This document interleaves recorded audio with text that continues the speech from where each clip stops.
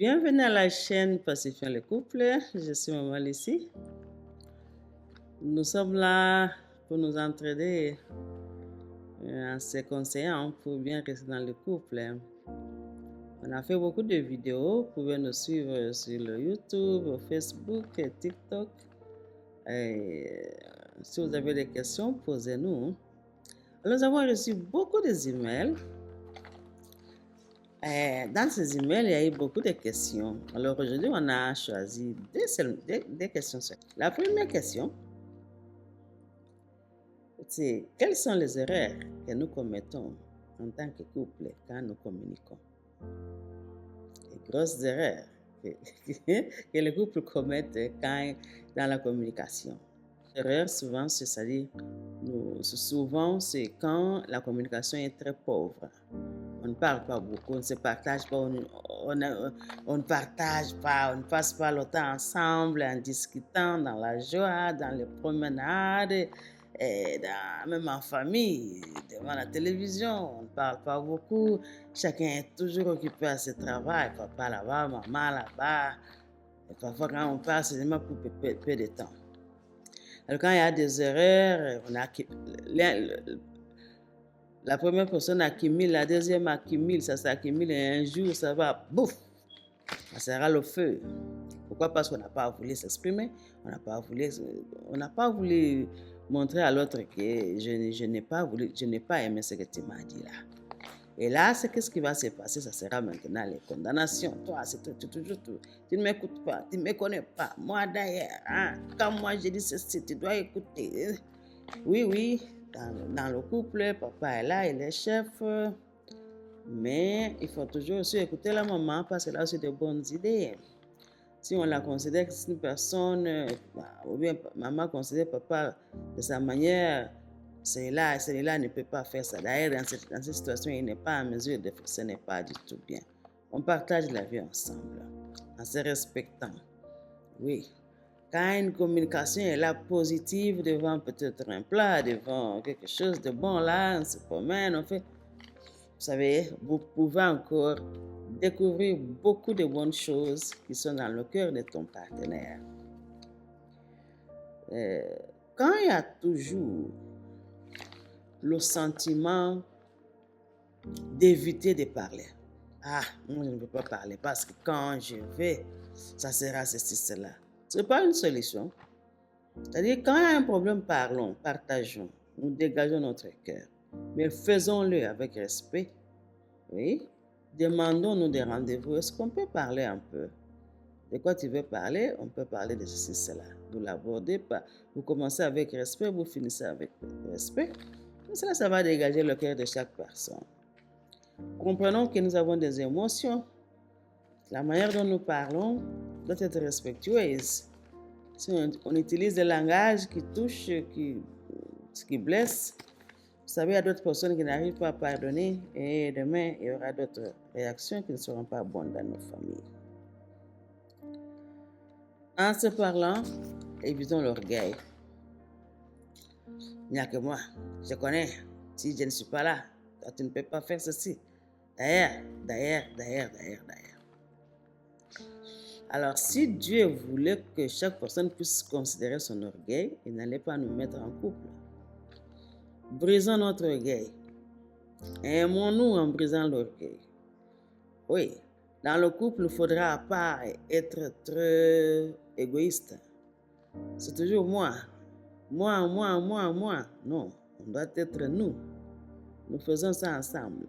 Comme je voulais faire ça, il ne veut pas, ou bien il ne veut pas, je peux un peu modifier pour lui faire plaisir. Donc, revoyons un peu notre manière de se communiquer. Communiquons avec respect. Communiquons en considérant l'autre, même s'il est faible, même s'il n'est pas peut-être éduqué comme toi, même s'il peut aussi avoir de bonnes idées. Parce que c'est une vie d'ensemble. Nous souhaitons grandir ensemble, faire grandir nos enfants, avancer ensemble. Oui, on ne peut qu'avancer la main dans la main. Il faut éviter les désaccords, il faut éviter les querelles. Ce n'est pas du tout bien. Ce n'est pas du tout bien. Alors, quand la communication n'est pas effective, quand elle n'est pas respectueuse, quand elle n'est pas claire, il y a toujours des problèmes. Mais si on connaît comment aborder le problème, connaissant l'horaire de l'autre, le moment où il est un peu calme, choisir le bon moment pour aborder le problème, nous allons éviter beaucoup de désaccords et cela nous fera cela sera bien. Ça nous fera du bien. Alors, il y a aussi une autre question que nous voulons répondre juste dans quelques mots. Cette question: quels sont les signes qui montrent que le désaccord devient malsain? Nous sommes en train de parler, de partager quelque chose, bien de discuter. Qu'est-ce qui peut nous montrer que ce que nous sommes en train de faire peut devenir un sérieux problème? C'est très facile. Souvent, quand les gens parlent, la colère est toujours à la porte. Oui.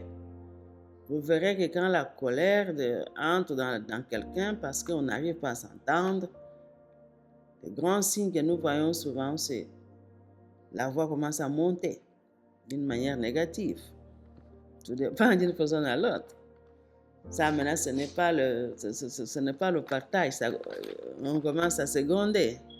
On commence à se minimiser. On commence à utiliser des langages qui sont négatifs pour peut-être dénigrer, pour peut-être montrer à l'autre que tu ne connais pas, c'est moi qui connais, ou bien alors c'est moi qui s'impose, tu ne dois pas, c'est cela. Ça commence à tomber. Les lois commencent à tomber. Les ordres commencent à tomber. Tout en oubliant que nous vivons dans nos couples, peut-être mes lois, peut-être en ce moment-là, ça ne s'applique pas, ce n'est pas du tout bien. Quand on commence à se blâmer, on commence à se faire, tu rappelles à l'autre les erreurs qu'il avait commises il y a peut-être un temps. Ou peut-être, c'est toujours des choses comme ça. Voilà. D'ailleurs, toi, on commence à pousser sur les faiblesses de l'autre, pour la blesser, le blesser, montrer que voilà. Vous connaissez? Alors, on doit vraiment faire un effort. La colère vient souvent. L'orgueil l'accompagne. Et la médisance, elle est là aussi. On commence à parler n'importe quoi. On commence à insulter. Il y en a qui vont loin. Et cela n'est pas bon. Ce n'est pas du tout bon. Les signes là où on commence à se gronder, on commence à se blâmer, on commence à... vous voyez, quand la bouche s'ouvre, ça devient un feu, ça peut brûler, ça peut tout casser, ça peut... Oh, il y en a qui vont même jusqu'à un niveau où les choses deviennent malsaines, intolérables, et cela n'est pas bon pour notre foyer. Maîtrisons-nous, maîtrisons la colère, considérons-nous, on est là ensemble, on s'est choisi, même si ce n'est pas facile, avançons ensemble. Tolérez-nous. Oui, pardonnez-nous. Vous voyez, encouragez surtout. Aidez. Si l'autre est faible, tenez-la ou bien tenez-la à la main, avancez avec lui. Parce qu'on est obligé de vivre ensemble. Alors, nous pouvons éviter beaucoup d'erreurs en considérant que nous sommes appelés à vivre ensemble. Que les erreurs peuvent arriver. Les disputes peuvent arriver, mais on doit savoir comment les gérer. Et notre objectif, c'est d'amener la paix, c'est d'avoir la paix dans notre foyer. C'est la raison pour laquelle vous voyez Pacifions le couple. La chaîne Pacifions le couple est là. Nous encourageons les gens à rechercher la paix dans tout le temps de leur vie. Rechercher la paix. Sans la paix dans le couple, il n'y a pas de joie, il n'y a pas de réussite, il n'y a pas d'amour. Donc, on doit chercher le bonheur de l'autre. Chaque personne travaille à son côté pour ramener la paix. Pour ramener la paix.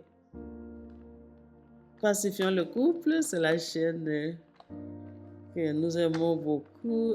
Moi, je suis Maman Lucie. Merci beaucoup de nous avoir écoutés. Prochainement, envoyez-nous vos messages, envoyez-nous vos emails et nous pourrons répondre. Merci beaucoup.